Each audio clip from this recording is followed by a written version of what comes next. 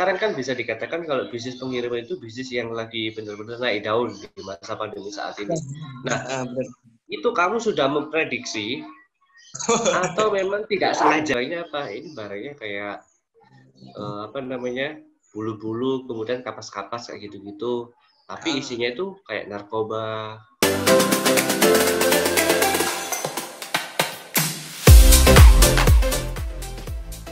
Halo, Zainal. Halo, Mas Aji, gimana? Waduh, udah lama ya Kak, kita gak ketemu, udah lama banget ya. Udah berapa tahun sih? Udah 2 tahun nggak sih? 2 tahun, belum ada sih kayaknya, baru setahunan lah. Oh, baru setahunan. Tak kira udah 5 tahun. 1 tahun yang berasa seperti 5 tahun. Oh, waduh. Gimana nih kabarnya? Gimana? Sekarang lagi sibuk apa nih? Alhamdulillah lah, sehat-sehat. Pada masa seperti ini ya kita masih jaga kesehatan, jaga-jaga untuk diri sendiri, untuk sekitar. Baik kabarnya. Mas Aji sendiri gimana kabarnya, Mas?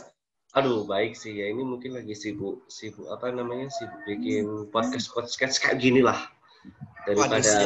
Daripada kita di rumah terus nggak ngapa-ngapain kan, ya udah bikin karya aja. Barangkali ada yang nge-hit. buat jejak digital ini ya. Iya kayak gitu. Dengar-dengar itu ya, apa namanya, lagi bisnis pengiriman. Benar nggak sih? Ya, dengar dari siapa ini, Pak? Kalau dengar dari siapa dengarnya ini? Dengar dari WA Story. Wah, siap lah. Tadi kamu sering buat kayak gitu juga. Iya, Mas. Ini lagi kesibukannya sekarang. Ini kan saya sekarang lagi stay di Tuban, ya kan? Stay kan sekarang di Tuban juga lagi buka jasa pengiriman seperti itulah. Di semacam kurir gitu deh. Terus gini, ini sekarang kan bisa dikatakan kalau bisnis pengiriman itu bisnis yang lagi benar-benar naik daun di masa pandemi saat ini. Nah, itu kamu sudah memprediksi atau memang tidak sengaja kalau misal ini bisnis bakal jadi gede? Nah, itu gimana tuh? Kalau prediksi sih aku gak ahli prediksi ya. Cuma gini sih, kenapa sih kok awalnya aku ingin membuka bisnis di bidang jasa pengiriman, ya kan, flashback dulu. Jadi sebenarnya dulu aku waktu kuliah itu juga sambil kerja sih, Mas. Kerjanya itu di logistik juga, jadi di jasa pengiriman. Nah, kurang lebih lah aku hampir 4 tahun sampai 5 tahun lah aku di situ, di jasa pengiriman. Nah, jadi dari situ kan paling tidak aku punya basic seperti apa sih ritme di jasa pengiriman itu. Nah, jadi nggak ada prediksi sama sekali gara-gara pandemi, nggak ada. Jadi murni pure karena ingin ada basic di situ. Jadi aku ya inginlah membuka ini dan kebetulan kok pas lagi masa seperti ini. Enggak, tak kira itu kamu kayak misal kerjasama kayak orang-orang teori konspirasi, kamu kerjasama, kamu termasuk salah satu orangnya di sana. Kemudian begini sih kayak gini. Enggak. Sama sekali ini. Jadi kan mungkin ada yang bilang kalau mungkin kita bisnis di masa krisis itu ada dua sih, kita naik daun atau kita lagi sunset. Nah mungkin di masa krisis ini bisnis jasa pengiriman ini mungkin lagi naik daunnya. Nah, mungkin juga salah satu momen yang pas juga sih mungkin untuk membuka jasa bisnis jasa pengiriman seperti ini gitu sih. Keren sih. Jadi murni ya. Iya. Gimana, lancar? Ada halangan nggak sih kalau misal kita ingin buka jasa pengiriman kayak gitu? Nah, kalau bicara lancar enggaknya sih, namanya bisnis kan pasti ada ya, walaupun lagi naik-naiknya, otomatis kan juga banyak pesaingnya nih Mas. Pesaingnya juga pasti banyak. Iya, ada jadi JNT, tetap JNE dan lain-lain. Nah, apalagi yang seperti yang udah besar-besar seperti itu, kita yang masih abal-abal, masih baru ini kan juga apa ya, jika masih bersaing juga pasti tantangannya juga ada lah. Nah, itu ada nggak sih, sudah ada berapa outlet? Nah, Kalau cabang ini kita sih sementara masih buka di Tuban sama di Surabaya. Nah, justru Surabaya malah ada? kita kantor pusatnya malah berada di Tuban. Nah, di Surabaya kita itu cabang untuk penerusan ke beberapa daerahnya. Itu. Itu namanya apa sih kalau boleh tahu untuk jasa pengirimannya? Nah, kalau namanya ini kita namanya pakai CV Putra Ragil Express, jadi bisa disingkat PRE. PRE, udah CV, udah CV. Udah berbadan hukum Mas. Jadi kita legal, ada udah daftar ke Kemenkumham, udah ada NIB, SIUP, semua udah legal. Jadi insya Allah aman lah. Wih, keren dong, udah CV juga nih. Apalagi sekarang udah masa pandemi yang lagi daun juga udah. Kapan naik haji? Kayaknya habis ini mau naik haji nih. Bismillah lah, didoakan aja. Memang lagi bisnis pengiriman sekarang benar-benar lagi naik daun banget sih. Karena semua orang udah di rumah semua, jadi tinggal tunggu buat itu. Bener nggak sih? Ya benar sekali, apalagi sekarang kan orang-orang kan juga sedang apa ya Mas ya, di masa seperti ini kan mereka lagi physical distancing juga, dan juga disarankan oleh pemerintah pun juga untuk yang bekerja pun untuk WFA.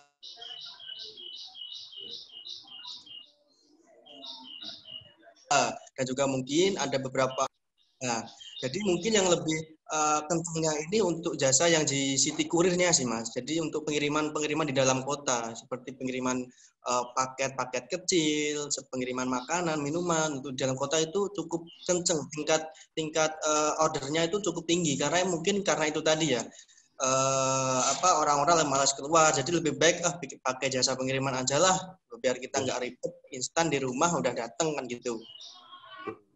Bukan males keluar sih, tidak boleh keluar. Justru malah tidak boleh keluar kan lah. Iya, makanya itu. Ya, dan apalagi kita untuk pengirimannya ya pasti menggunakan protokol kesehatan. Putra Ragil Express nih sekarang sudah punya berapa kurir kalau boleh tahu? Nah, kita untuk yang di Tuban ini kita ada 3 tim yang melakukan rolling. Untuk yang di Surabaya itu kita ada kantor cabangnya, cuma ada 2 orang ada yang stay di sana. Tapi untuk jasa pengirimannya kita ada sekitar 5 tim yang ada di kantor Surabaya untuk deliver di sana. Nah, itu bisa nggak sih kita Putra Ragil Express ini buat kirim ke seluruh Indonesia? Kayak misal kita kirim ke Sulawesi, kayak gitu sudah bisa apa belum? Nah, untuk pengirimannya kita memang untuk pengarahnya untuk jasa ke seluruh Indonesia. Nah, tapi kita baru punya cabang di Tuban sama Surabaya. Nah, itu kita mengandalkan relasi kita yang ada di daerah-daerah, Mas. Nah, jadi mungkin karena kita terkendala di budget ya, beda seperti yang udah besar-besar itulah. Mungkin budgetnya lebih mudah untuk membuka cabang ya. Jadi kita mengandalkan relasi rekan-rekan yang ada di tiap-tiap daerah atau provinsi di sana. Jadi kita menjalin kerjasama untuk penerusan untuk di tiap-tiap daerah seperti itu. Ini sebenarnya kan di Wahana, di jasa pengiriman yang mereknya Wahana, kemudian ada yang satu lagi, aku lupa namanya, itu mereka membuka kayak reseller kayak gitu-gitu. Nah, ini kenapa kok Putra Ragil Express ini tidak buat kayak gitu aja? Maksudnya kenapa nggak join sama Wahana aja kayak gitu loh? Malah buat CV sendiri. Untungnya apa sih kira-kira? Nah, untungnya kita sih kalau bikin badan sendiri, otomatis kalau kita itu mungkin teman-temannya seperti itu menggunakan agen sih Mas ya, agen tiap daerah. Jadi untuk fee-nya dan lain-lain itu ada ketentuan masing-masing. Nah, jadi kalau kita mungkin join ke sana mungkin diunggulkan kita brandingnya mereka udah dapat, ya kan, branding udah dapat. Jadi mungkin kita tinggal jualan aja. Kenapa kok saya lebih memilih untuk memutuskan membuat brand sendiri? Kita lebih mengutamakan sih ingin meng-branding ini sendiri sih, dan juga ingin berkembang lah tentunya biar lebih fleksibel, lebih luas lagi. Kalau kita terpaku dengan salah satu mungkin itu kan nanti kita ibaratnya ikut membranding usaha orang lain. Oh iya. Membranding usaha orang lain lebih baik kan aku fokus membranding usahaku sendiri seperti itu sih. Tapi kan kalau misal kita branding punya orang lain, modal kita juga nggak seberapa banyak kan. Nah ini kira-kira modalnya berapa sih? Kalau boleh tahu aja. Sampai 2 digit nggak kira-kira? Kalau jasa pengiriman sih ini modal yang terbesar itu modal di armadanya sih Mas, di transportasinya. Untuk modal lain-lainnya nggak begitu banyak. Modal terutama di sini pasti armadanya sih, harus siap armada untuk pendistribusiannya itu aja. Oke, nih barang yang tersulit ketika dikirim itu apa? Nah, bicara dengan yang tersulit ini ya. Yeah. Ya, di kami ada beberapa barang sih Mas yang kita nggak menerima pengirimannya karena ada faktor beberapa hal ya kan.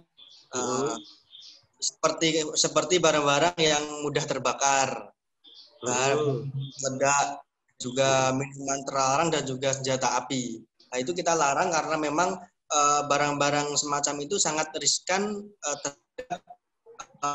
di jalan. Misal nih, kalau kita kirim bahan peledak, nah, takutnya ini di jalan terjadi hal-hal yang tidak diinginkan, ya kan, dan juga yang dapat mengganggu atau dapat kebakaran atau lain-lain lah seperti itu. Jadi ada beberapa barang yang memang kita nggak menerima sih. Tidak menerima.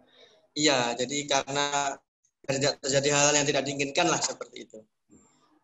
Maksudku gini, itu kan larangan untuk secara umum ya, untuk seluruh jasa pengiriman. Maksudku kayak misal ada nggak sih yang pernah kirim mungkin sepeda motor, kemudian kulkas, itu pernah nggak sih orang-orang kirim-kirim barang kayak gitu?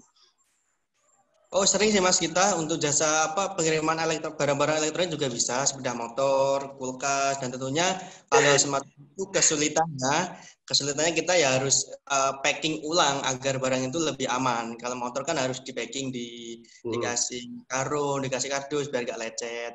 Kalau kulkas ya kita packing kayu agar barang itu ketika tergesek itu nggak menyebabkan barang itu lecet dan lain sebagainya. Tapi bisa ya, barang-barang yang gede-gede kayak gitu bisa ya? Bisa, kita bisa. Nanti kita bantu untuk packingnya dan juga insya Allah aman lah. Seperti itu. Kalau kirim perasaan bisa nggak sih? Kirim perasaan bisa. Kemana dulu kirimnya ini tapi?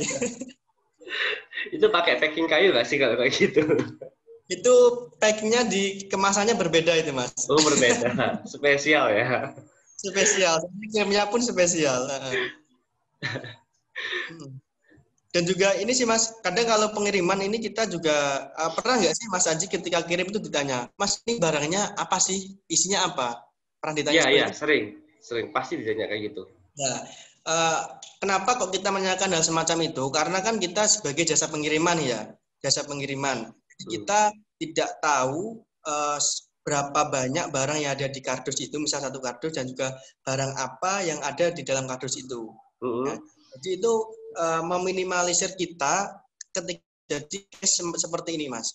Nah, ketika Mas Haji mungkin mengirim di kami nih, Mas Yenal, saya ada kirim barang 1 dus ini, isinya apa namanya itu kain, nah isinya kain seperti itu ya, itu isi secara pengakuan. Ketika suatu saat terjadi hal yang tidak diinginkan, misal barang ini ketelingsut atau seperti apa, ya kan? Aslinya barang itu adalah isinya emas. Kita nggak tahu. Padahal Mas Haji ngakunya itu barang itu kain, tapi ternyata isinya emas. Ternyata mungkin ada suatu hal yang tidak diinginkan, barang itu keselitut atau gimana, ternyata barang itu lenyap. Nah, itu kan di luar kendali kita. Padahal barang itu sebenarnya barang berharga yang mungkin nanti bisa kita bantu kalau barang itu berharga kita bisa bantu asuransikan atau seperti apa. Tapi karena pengakuannya itu berbeda, jadi kita nggak bisa diklaim sesuai asli barang itu seperti apa. Seperti itu. Berarti klaimnya sesuai pengakuan dari si pengirim itu.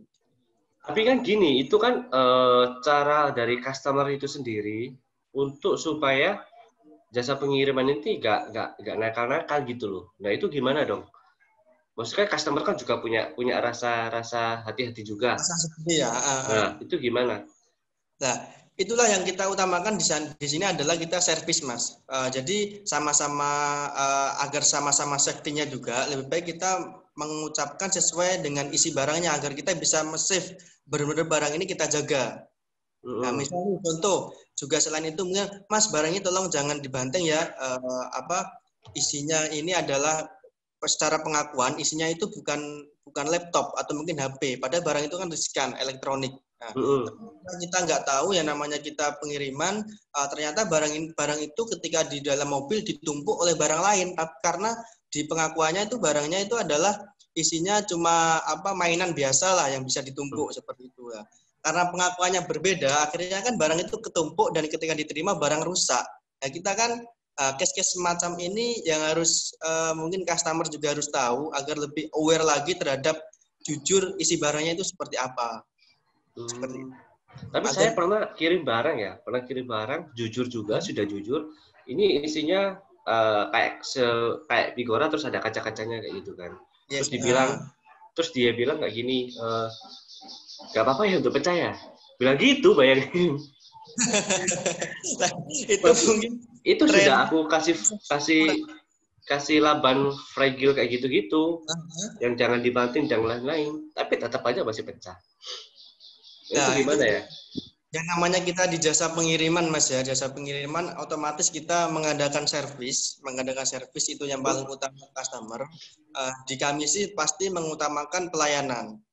Pasti itu kita mengutamakan pelayanan. Jadi barang apapun itu sesuai pengakuan dari customer akan kita jaga agar barang itu sampai di tujuan dengan aman. Karena itu kita tetap mengutamakan servis. Jadi kita kita training dulu karyawan kita sebelum terjun itu harus berperilaku seperti apa ke customer, apa-apa hal yang mungkin tidak yang dapat menyinggung dari customer, seperti itu kita training semua agar nggak terjadi case-case semacam itu. Oke, luar biasa sih. Ini servis Mas. Jadi jasa sekaligus servis buat ke pelanggan juga ya, jasa pengiriman sama. Kepuasan pelanggan itu adalah kebahagiaan dari kami. Wih, iya sih, itu memang benar sih. Bener banget kayak gitu-gitu. Apalagi kalau misal sekarang orang kalau misal udah percaya kemudian dikecewain kan kayak gimana gitu ya, kayak enak juga kan. Bener ya, ibaratnya kalau denger sih kalau misal kertas itu dari kan udah nggak bisa kembali sempurna lagi sih kalau kepercayaan itu udah nggak ada. Ya kayak misal ragu-ragu lah orang kalau misal pakai jasa itu lagi kedua kali, kalau misal udah ada case-case kayak gitu-gitu pasti ragu lah buat kirim-kirim barang lagi. Sekali. Jadi makanya kita mengutamakan servis agar customer kita puas dan juga kita juga mendapat kepuasan juga, mereka juga repeat order, kita juga senang juga mendapatkan pelayanan yang terbaik seperti itu. Kalau misal di jasa pengiriman kayak gitu sebenarnya barang dicek atau enggak sih? Barang itu dicek atau enggak? Kalau di jasa pengiriman tidak ada pengecekan isi barangnya apa, gitu nggak ada pengecekan. Makanya biasanya kan ada isi barang sesuai pengakuan. Nah, tanda tangan itu ya? Itu tanda tangan atau gimana? Tanda tangan pengirimnya itu pengakuannya barangnya ini apa, ya itulah yang benar-benar kita jaga. Berarti misal isinya kain. Kalau kain sih kan masih bisa sih barangnya ditaruh di bawah, berarti bisa ditutupin barang-barang yang ringan lainnya seperti itu. Tapi gini, pernah nggak sih mengalami kasus ada orang yang ngakunya itu ini barangnya apa? Ini barangnya kayak bulu-bulu, kemudian kapas-kapas kayak gitu-gitu. Tapi isinya itu kayak narkoba, ganja kayak gitu-gitu. Nah, itu gimana? Padahal kan tidak dicek sama sekali bentuk barangnya kayak gimana. Dan pengakuan mereka itu bukan narkoba loh. Itu nanti yang disalahkan siapa ya kalau kayak gitu? Nah, kita di jasa pengiriman ini udah ada peraturan dan ketentuan yang lain, Mas, ya, syarat dan ketentuan otomatis ya. Bagi kita juga udah berbadan hukum, jadi kalau misalnya ada case-case semacam itu, kita masih kita tetap kekehnya kita pengakuan dari si pengirim. Dari si pengirim, karena kita tidak mengecek barang itu apapun, dan juga ketika mungkin ada kesalahan seperti itu, kita tetap mengakuinya ya seperti dari si pengirim itu tadi. Tapi hal kayak gitu memungkinkan nggak sih narkoba dikirim melalui jasa-jasa pengiriman kayak gitu, memungkinkan nggak sih di dalam jasa pengiriman? Sangat memungkinkan, Mas, karena memang juga case-case sekarang ini kan juga banyak juga sih orang-orang yang memanfaatkan karena kita nggak melakukan pengecekan barang, jadi mungkin ada hal yang dilarang oleh negara dikirim itu mungkin disisipkan di beberapa paket yang mereka kirimkan seperti itu. Karena kita nggak melakukan pengecekan ulang karena mungkin kita dari jasa kurir hanya pengantaran saja. Dan itu kita dilindungi ya untuk kayak gitu, semuanya kita dilindungi untuk mulai dari kurir, kemudian badan hukum kita, maksudnya badan organisasi kita semuanya dilindungi berarti ya. Kan Kita dilindungi karena memang kita kan ada tuh karena apa memang namanya? kita udah sendiri untuk hal semacam itu. Soalnya ada kurir-kurir kalau misal khusus kayak gitu tuh ada. Kayak misal narkoba, ganja itu kurir kayak gitu kok ada, Mas.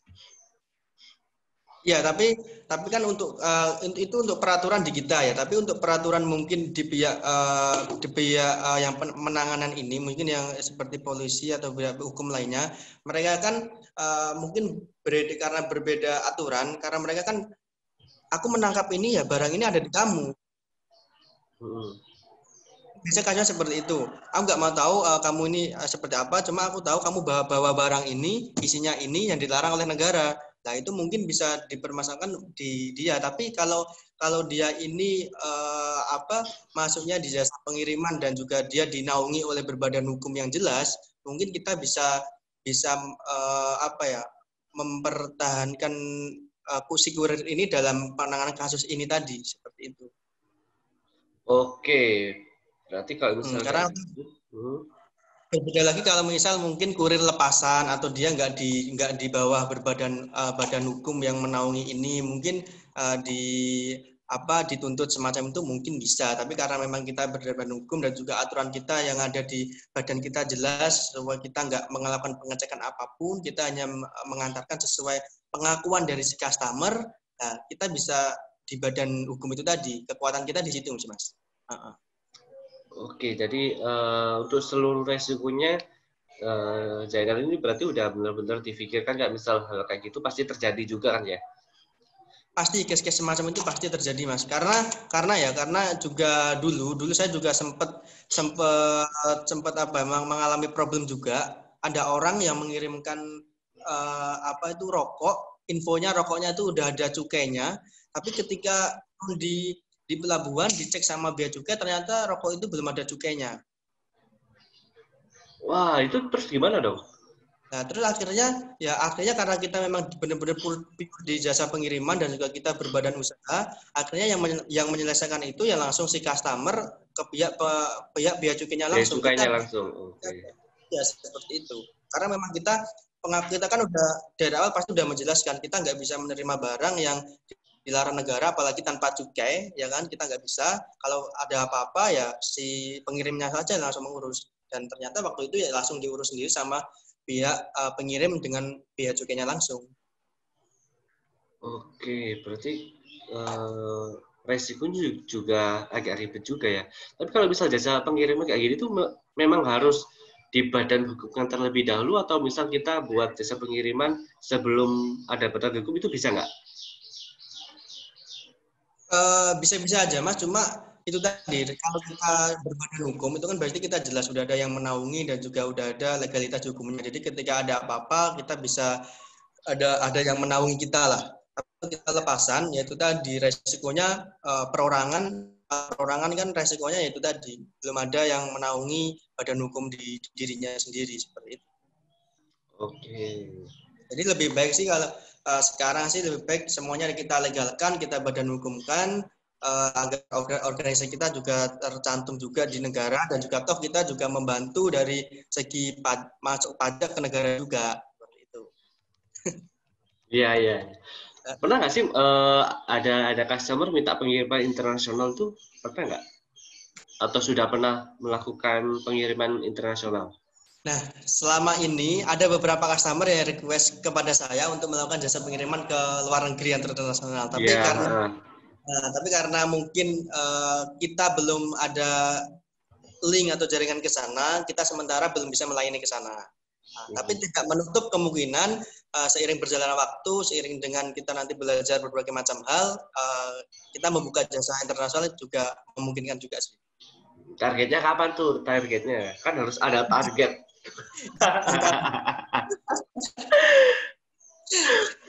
Ya, doakan lah tahun depan kita udah bisa buka jasa pengiriman di internasional lah. Amin, amin. Tak doakan, Mas. Tak doakan yang terbaik lah untuk Putra Nagila Express ini. Terima kasih atas doanya. Itu Zainal ini sekarang udah sendiri, maksudnya bikin usaha kayak gini itu sendiri atau sama temen? Kebetulan saya buka usaha ini, saya berpartner dengan teman saya, jadi bukan sendirian. Tapi murni kalau untuk CP-nya itu atas nama saya sendiri, untuk badan hukumnya atas nama saya sendiri. Tapi untuk operasional saya menjalin partner dengan saya juga. Duh, tapi emangnya bisa ya CV itu buat nama sendiri bisa ya? Setahu nggak bisa deh. Kalau CV itu harus 2 setahu. Iya, 2 orang. Saya ini untuk di CV-nya saya selaku direktur, untuk komandannya itu ada lagi saudara saya. Oh, saudara. Soalnya setahu kalau misal kita bisnis sama temen kayak gitu, pasti itulah kesenjangannya itu banyak dan susah buat maju biasanya. Kalau misal kita bisnis sama temen kayak gitu. Karena memang kita anggapnya udah temen terus sungkan-sungkan kayak gitulah. Ya inilah kita di sini juga kita juga harus belajar secara profesional juga sih Mas. Jadi case-case apa ke depan yang mungkin akan terjadi udah kita bicarakan di awal. Jadi kita memang harus benar-benar bisa membedakan mana yang pekerjaan, mana yang teman. Jadi untuk rasa sungkan-sungkan itulah mungkin harus sedikit dihilangkan di ranah pekerjaan sih. Kalau untuk di ranah teman mungkin bisa, tapi untuk di ranah pekerjaan secara profesional itu harus benar-benar dihilangkan agar visi kita untuk maju ke depan harus tetap ada. Oke, mantap sekali sih. Sehari bisa kirim berapa sih? Gimana, Mas? Sehari bisa kirim berapa? Sehari ya?